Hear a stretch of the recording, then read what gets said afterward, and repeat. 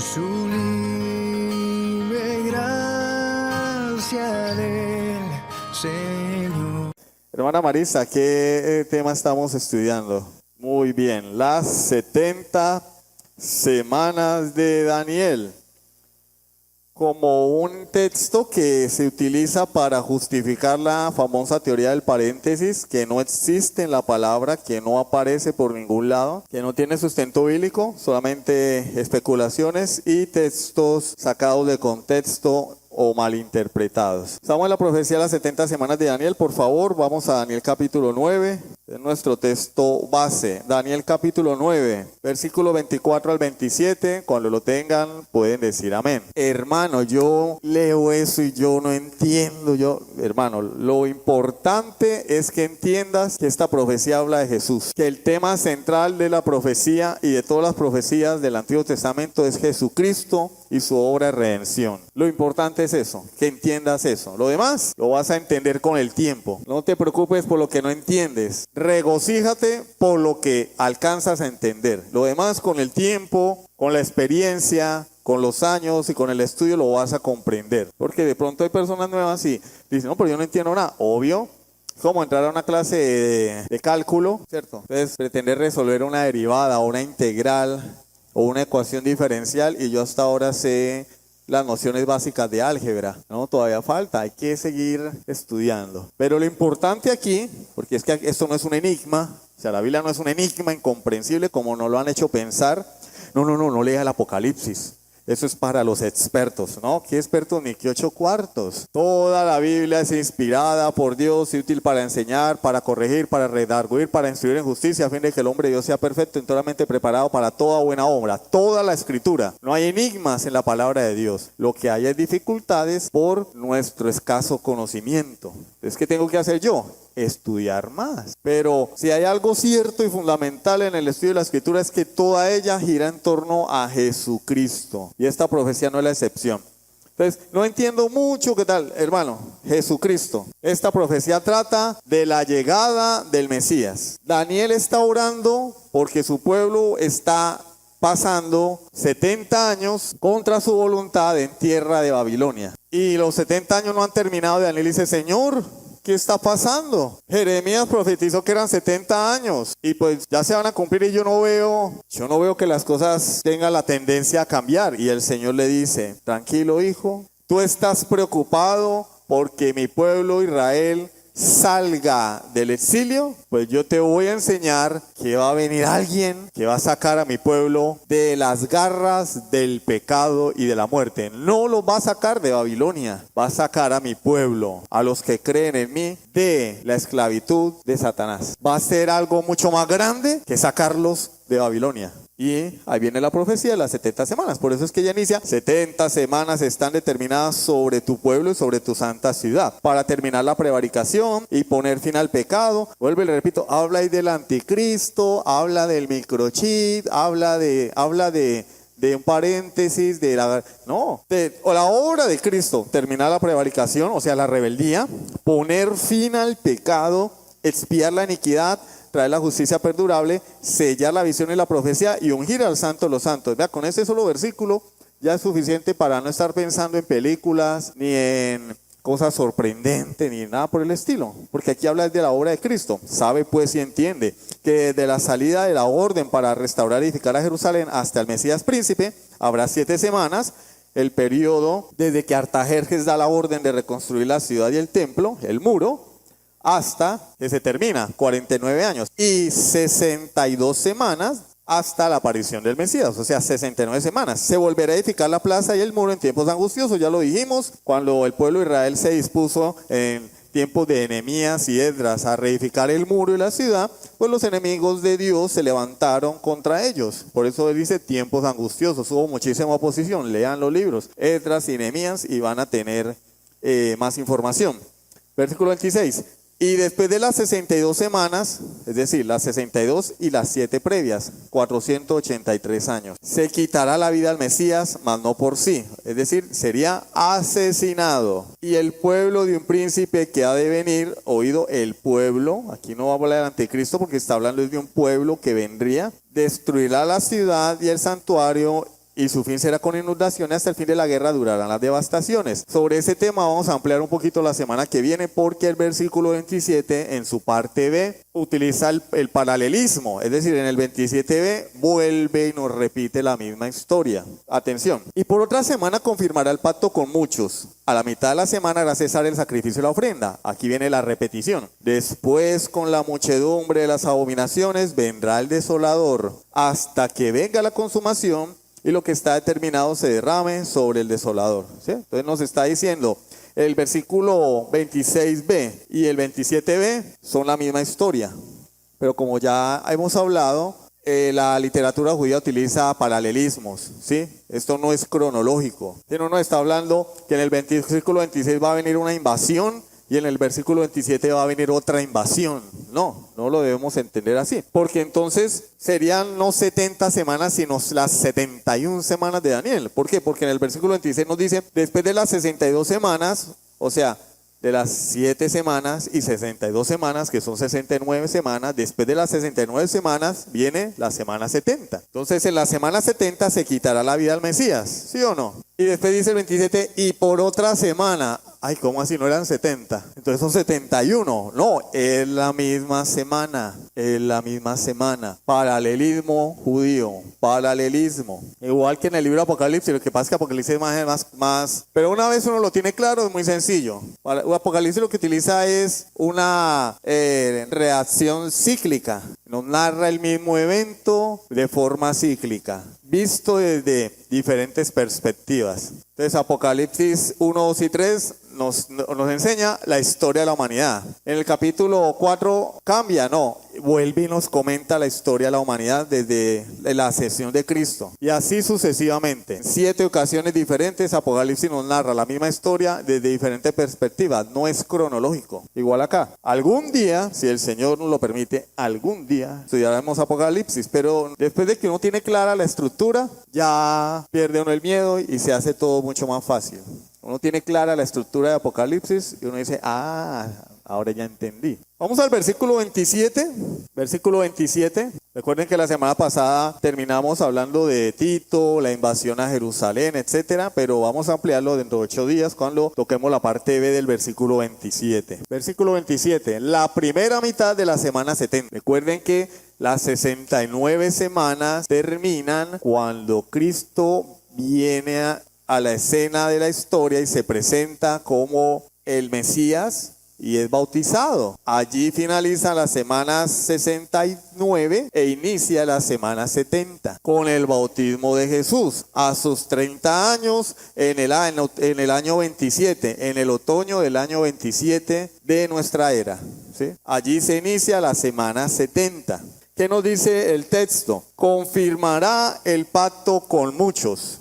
Entonces los dispensacionalistas dicen que el que va a confirmar el pacto va a ser el anticristo. Y después, en otra profecía de Daniel, que también está, pero si yo no tengo tiempo, tendría que hacer un estudio de todo el libro de Daniel. Pero en otra profecía de Daniel, donde dice que va a quebrantar el pacto, ¿sí? Que no está hablando del anticristo.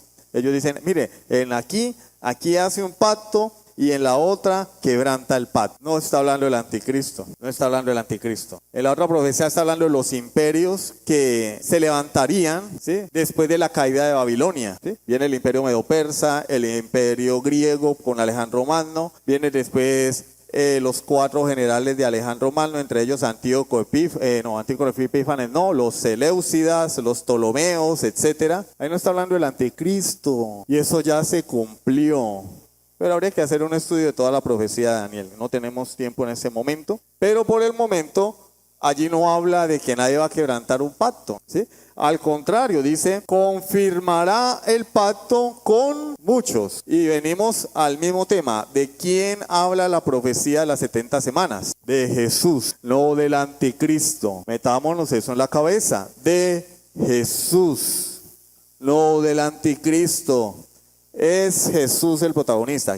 ¿Quién confirma el pacto con muchos? Jesús. ¿Cuándo lo confirma? En la semana 70. ¿Qué hizo Jesús en la semana 70? Mateo 26, 27 al 28. Ahí está la imagen, ustedes pueden ver. Ya vamos a mencionar eso un poquito. Mateo 26, 27 y 28. ¿Cómo confirmó nuestro Señor el pacto con muchos? Y tomando la copa y habiendo dado gracias, les dio diciendo: bebed de ella todos, porque esto es mi sangre del nuevo pacto, que por muchos es derramada para remisión de pecados. ¿Será que el Señor Jesús conocía la profecía de las 70 semanas? Porque utiliza palabras que la profecía de las 70 semanas usa. Confirmará el pacto con muchos. Esto es mi sangre del nuevo pacto, que por muchos es derramada para remisión de los pecados. El Señor confirmaría su pacto con su pueblo. ¿A través de qué? De su sacrificio, ilustrado en la cena del Señor, pero en este caso la Pascua, porque eso sucedió en la Pascua. Jesús fue sacrificado en la Pascua, porque Él es el Cordero de Dios. ¿Sí ven cómo encajan las cosas? ¿Qué se sacrificaba en la Pascua? Un cordero, una víctima inocente por el pecado del pueblo, haciendo alusión a la salida de Israel de Egipto. Éxodo capítulo 11, sacrificaban el cordero y con la sangre del cordero pintaban el dintel y los postes de la puerta, el marco de las puertas de las casas.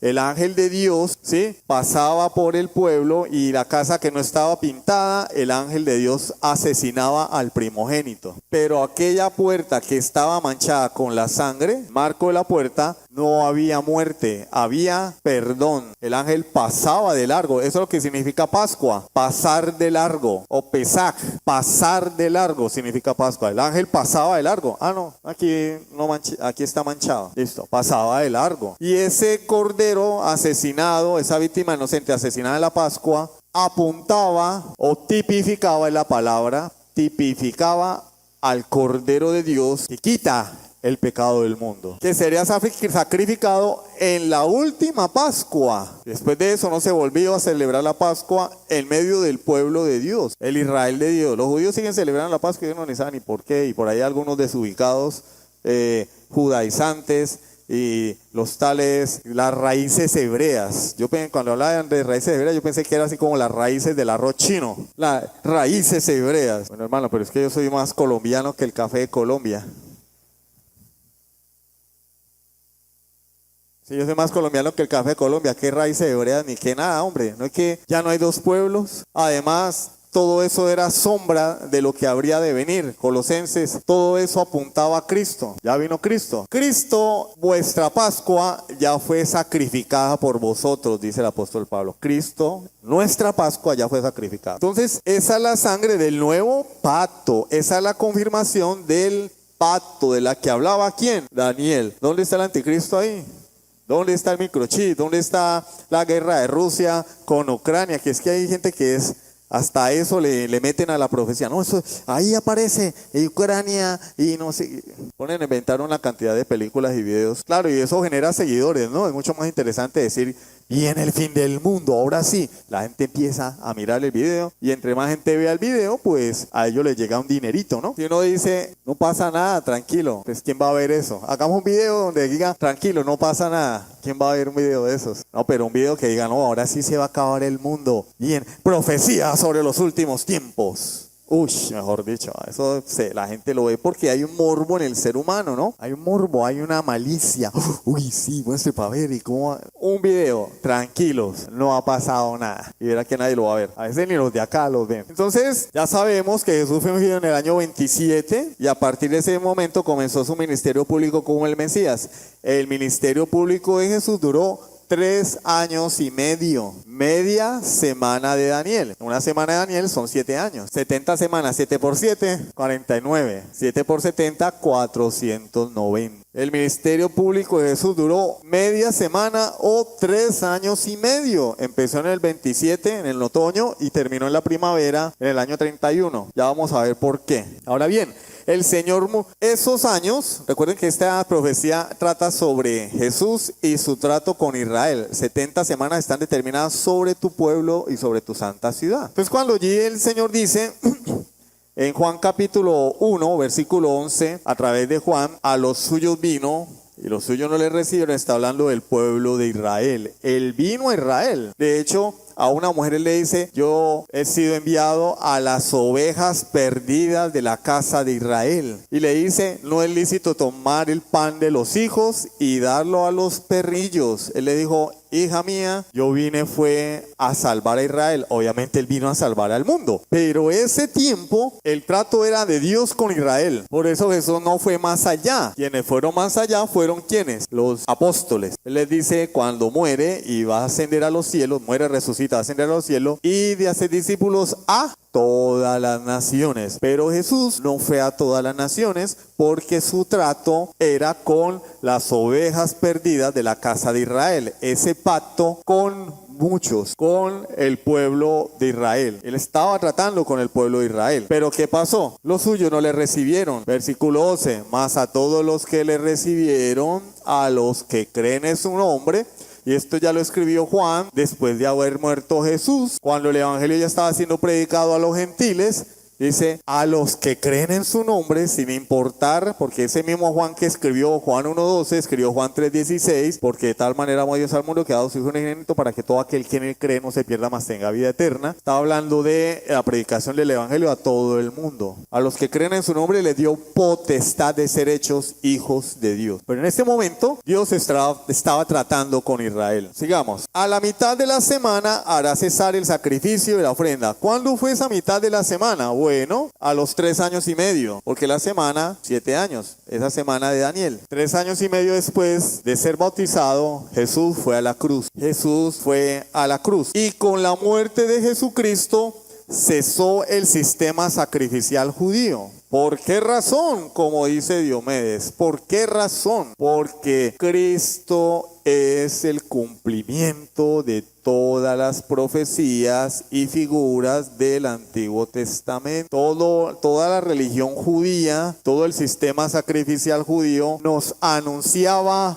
a Cristo, apuntaba a Cristo. Por eso es que nosotros no tenemos que celebrar fiesta de las primicias, porque esa fiesta de las primicias nos hablaba de Cristo, porque Cristo es las primicias de Dios. Cristo es la primicia de la resurrección. Cristo es las primicias. ¿Y cómo se simbolizaba eso? Bueno, que las personas llevaban las primicias del fruto de la tierra, las primicias del ganado, lo llevaban delante del Señor como una ofrenda. ¿Por qué? Porque Cristo es la ofrenda definitiva por el pecado. Y hoy las iglesias celebran la fiesta de las primicias para sacarle el billete a la gente. Como la gente no sabe, porque no leen la Biblia, porque no les interesa, entonces allá van a llevar el billete. Si son felices llevando el billete. Enero, fiesta, gran fiesta de las primicias. No te presentes a Dios con las manos vacías. Claro, eso está en la Biblia. La Biblia dice, nadie se presente al Señor con las manos vacías. Eso es bíblico. Yo no debo llegar al culto. He trabajado y Dios me ha provisto. Yo no debo llegar al culto con las manos vacías, porque Dios debe ser primero. Bueno, de eso vamos a hablar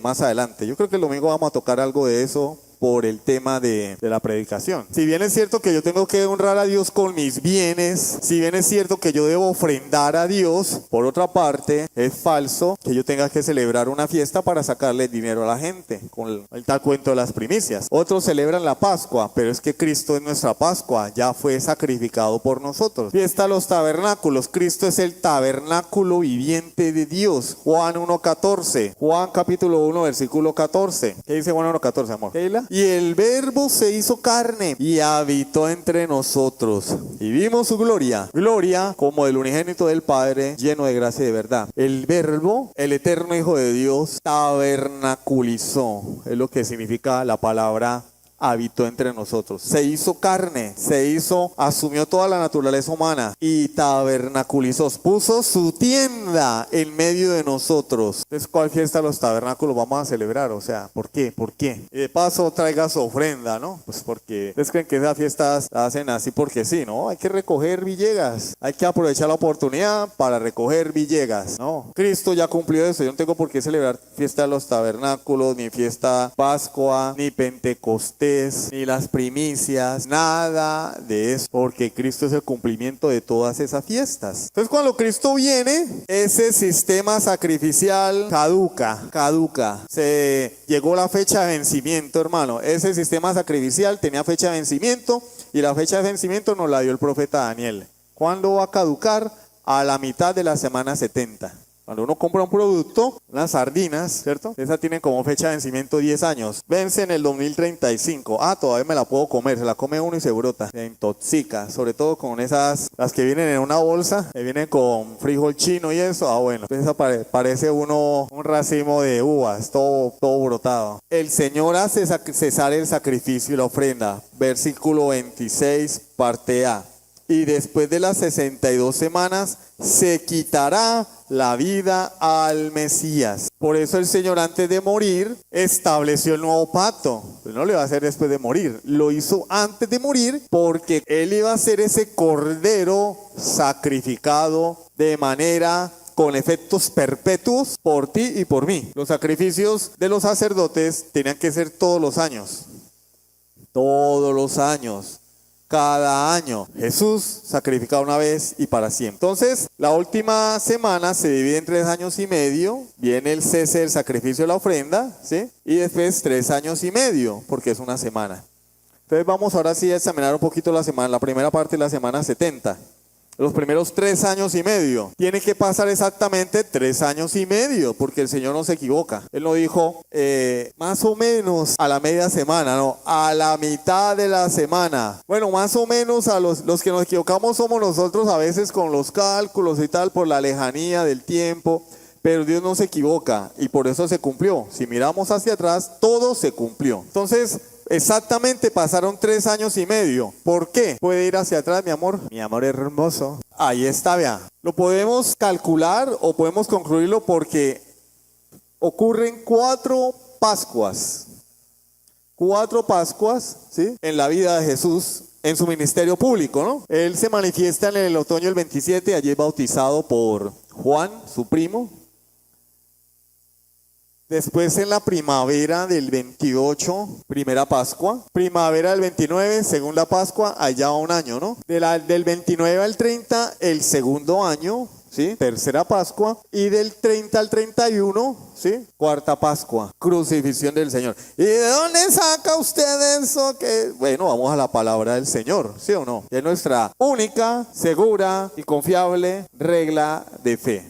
¿Cierto? Infalible son las escrituras, ¿la qué? ¿Cómo se dice, Génesis? De todo conocimiento, fe y obediencia salvadores. Confesión Bautista de Fe de Londres de 1689, capítulo 1, párrafo 1. Vamos a la Biblia. Primera Pascua del ministerio público, ¿no? Porque pues claro, cuando niño pues hubo muchas Pascuas, ¿sí o no? Casi 30 Pascuas, pero estamos hablando de que Él apareció y fue bautizado.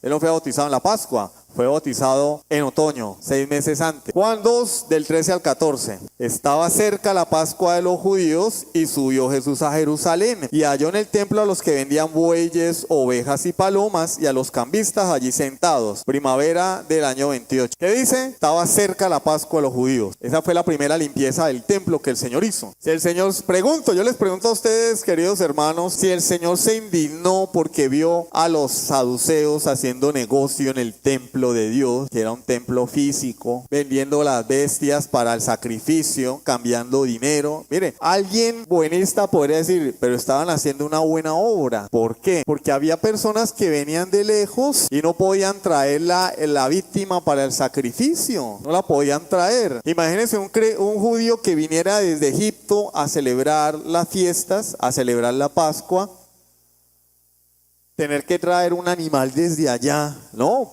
pues yo llevo la plata y lo compro allá. Claro, efectivamente, eso estaba establecido en la ley, pero no era para hacerlo en el templo, ni para ponerle sobreprecio, ni para cambiar dinero en el templo, aprovechándose de la necesidad de los judíos de ofrecer sacrificio. Y el Señor se indignó y los sacó a juete, les volcó las mesas. Y nosotros vemos a estos sinvergüenzas y les decimos, hermano, Dios lo bendiga, pastorcito. ¿En serio? ¿Y no veis que queremos ser como Cristo? ¿No veis que queremos el carácter de Cristo? ¿O es que Cristo exageró? Yo les pregunto a ustedes, ¿será que Jesús exageró? No, el Señor es como exagerado. Mire, estaban en el templo, solo eran los saduceos, la secta más poderosa del judaísmo, doctores de la ley. ¿Cómo se atrevió? En el templo el Señor armó ese escándalo. Hubiera esperado a que terminara, cuando estaba, los hubiera agarrado saliendo afuerita. Vengan, muchachos, necesito hablar con ustedes, por favor, no hagan eso. ¿Será? No, hizo un azote de cuerda, empezó a aventar juguete para todo lado, látigo para toda parte, tiró las mesas, volcó todo eso, se les enfrentó. Y uno habla de estas cosas y la gente dice, ay, pastor, no diga eso, no hable mal de los pastores, no hable mal de las demás iglesias, pastor. No diga eso, eso es pecado. Vea, léanlo entonces, Juan capítulo 2. Y después me dicen si es pecado. Pecado es no denunciarlo. Pecado es ver lo que hacen día tras día en este tipo de congregaciones de la prosperidad, cómo ultrajan la palabra de Dios, cómo prostituyen la palabra de Dios y quedarse uno así como y nada, enseguida verlos en la calle y decirle, pastorcito, Dios le bendiga. ¿Serio? ¿Pastorcito? Apóstol, Dios lo bendiga. No, en serio, ¿sabes? De verdad. Así de desubicados estamos. No hay que poner los pies en la tierra, hermano. Hay que tener convicciones, hay que estar dispuestos a perder amistades, a que hablen mal de uno. No, es que esos allá son fregados. No, es que el hermano Boris vive como resentido. No, yo no vivo resentido, pero me da piedra ver eso. Me da piedra ver cómo se burlan del evangelio y cómo la gente lo justifica. Cómo los cristianos de sana doctrina justifican ese atropello. Terrible, terrible. Pero bueno, ese no es el tema, ¿no? Primera Pascua, segunda Pascua, Juan 5:1. Juan capítulo 5, versículo 1. Después de estas cosas, había una fiesta de los judíos y subió Jesús a Jerusalén, primavera del 29. Hermano, pero es que no dice que era una Pascua. Usted se está equivocando, hermano. Ahí no dice que era una Pascua, pero los comentaristas más serios, basados en el uso que Juan le da a la frase fiesta de los judíos en los evangelios, cuando Juan utiliza la frase fiesta de los judíos se refiere a la Pascua. En este versículo 1 del capítulo 5, lo más probable, con toda seguridad, es que era la Pascua. Ustedes pueden buscarlo en el comentario de William Hendrickson y van a encontrar allí más información al respecto. Buscan en el comentario de William Hendrickson y se van a dar cuenta que efectivamente Juan está hablando de la Pascua, porque así se expresa él sobre la Pascua en su evangelio. Tercera Pascua, ¿cierto? No, vamos para la tercera. Juan 6:4. Y estaba cerca la Pascua. ¿Qué era la Pascua? La fiesta de los judíos. Ah, sí, ven. Van a hablar de la Pascua, la fiesta de los judíos, porque era una de las 3 fiestas más importantes, y de esa manera Juan se expresa sobre la Pascua. Primavera del año 30. Juan 13:1. Antes de la fiesta de la Pascua, sabiendo Jesús que su hora había llegado para que pasase este mundo al Padre, como había amado a los suyos que estaban en el mundo, los amó hasta el fin. Primavera del año 31. ¿Cuántas Pascuas tenemos? 4 Pascuas para un periodo de 3 años, y yendo hacia atrás hasta el otoño del año 27 tenemos 3 años y medio exactos del ministerio terrenal de Jesús.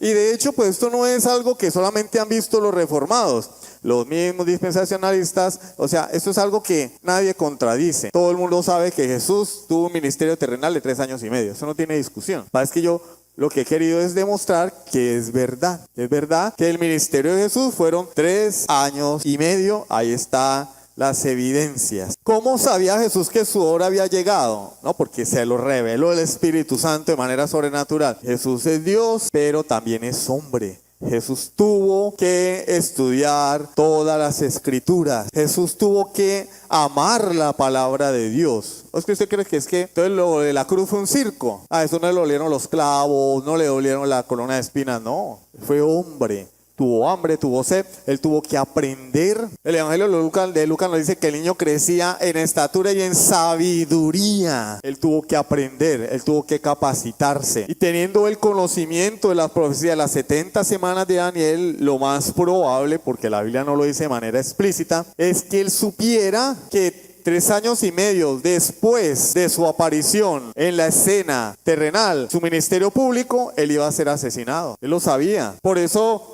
los escritores de los evangelios, sobre todo Mateo, dicen, pero aún no había llegado su hora. Jesús sí sabía cuándo iba a ser asesinado. Por eso, contra todo pronóstico, Los discípulos no entendían cómo en esa Pascua Jesús iba a Jerusalén. Jesús, te están buscando, maestro, te buscan para matarte. ¿Por qué vas a Jerusalén? Porque efectivamente había llegado su hora. Y por esa razón, él anunció su muerte en 3 ocasiones diferentes para preparar a sus discípulos. Voy a morir, voy a ser entregado, voy a ser traicionado, me van a maltratar, voy a morir. Mateo 20 del 17 al 19, solo uno de los textos en los que se anuncia la muerte del Señor, porque hay varios. Subiendo Jesús a Jerusalén, tomó a sus 12 discípulos aparte en el camino y les dijo: he aquí subimos a Jerusalén, y el Hijo del Hombre será entregado a los principales sacerdotes y a los escribas, y le condenarán a muerte, y le entregarán a los gentiles para que le escarnezcan, le azoten y le crucifiquen,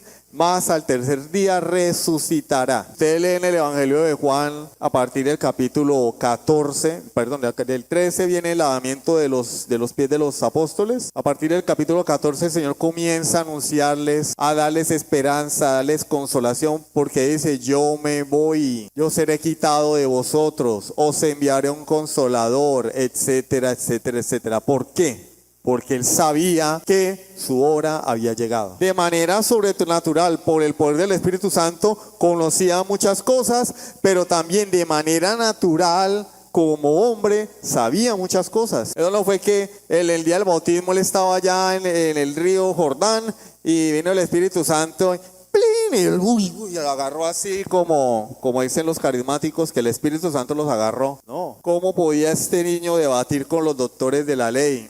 Y como dice, crecer en sabiduría, crecer en conocimiento. Tenía que estudiar la ley, pero también tenía toda la capacitación del Espíritu Santo. Lo mismo sucede con el creyente. El creyente tiene la capacitación del Espíritu Santo, la gracia de Dios para entender las Escrituras, sí, pero eso no es como, yo he escuchado a muchas personas decir: yo tengo el don de ciencia. Sí, hermano, sí. Yo agarro la Biblia de Tin Marín, de Dopingüe, Cucaramangara, Títere fue.